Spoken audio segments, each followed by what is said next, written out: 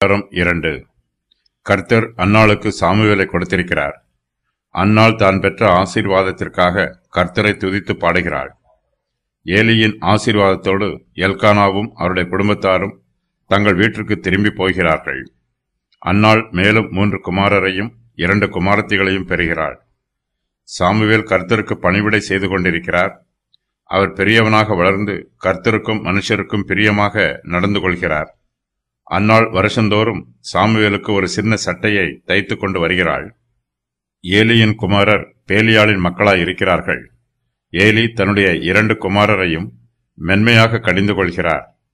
கர்த்தர் தம்முடைய தீர்க்கதரிசியின் மூலமாக ஏலியின் குடும்பத்திற்கு விரோதமான செய்தியை சொல்லுகிறார்.